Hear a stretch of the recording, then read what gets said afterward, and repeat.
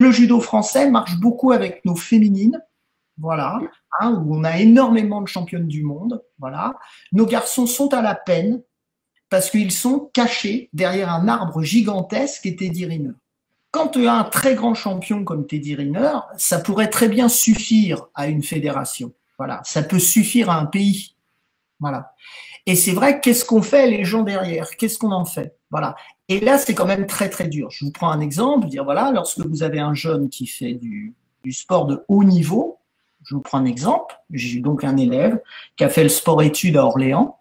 Déjà, j'ai voulu le sortir du 93 et l'emmener à Orléans. C'est très dur.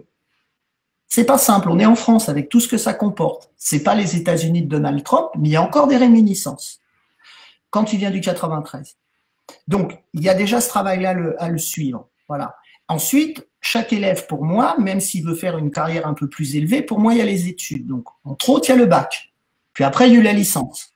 Ce n'est pas si simple. Lorsque l'éducation nationale met la soutenance de licence le même jour que les championnats d'Europe, c'est un problème.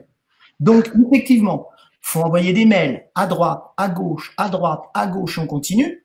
C'est déporté. C'est-à-dire, on dit, voilà, ben, il le fera une semaine après. Mais par contre, il a un livre à lire de 400 pages. Il sera interrogé dessus. Parce qu'il n'y a pas que le judo qui compte. Ce n'est pas si simple. Il lit son livre, voilà, il a une note, il a sa licence.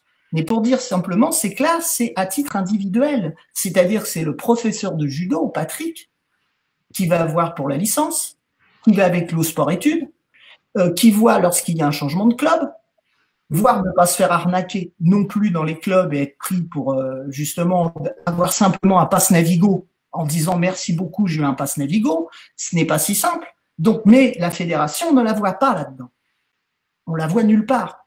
D'accord? On la voit le jour de la compétition au bord du tapis. Voilà. Donc, il y a les entraînements, voilà, ça c'est net. Il y a les déplacements, ça c'est net. Et qu'un judoka, pour se déplacer, il doit faire des déplacements avec son club. Mais quand tu fais un tournoi à Budapest ou quand tu pars en Italie, il y a un coût.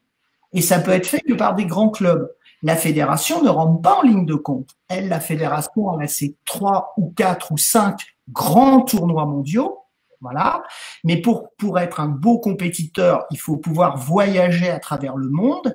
Et on n'a plus en France de grands clubs de judo qui ont suffisamment, à la limite, d'argent pour emmener les athlètes à travers le monde. Donc, le judo français, même si pour moi ça reste l'une des écoles les meilleures du monde, sa structure financière, quelque part, n'est plus à la hauteur de ses prétentions.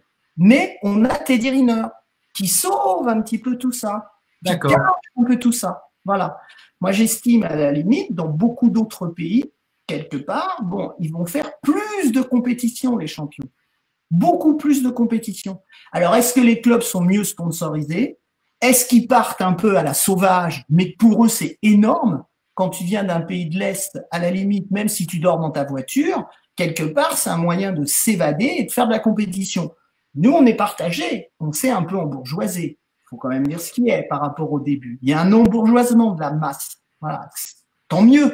Il faut mieux dormir dans un bel hôtel que de dormir dans sa voiture. Mais peut-être tu fais moins de choses. Peut-être tu fais moins de choses.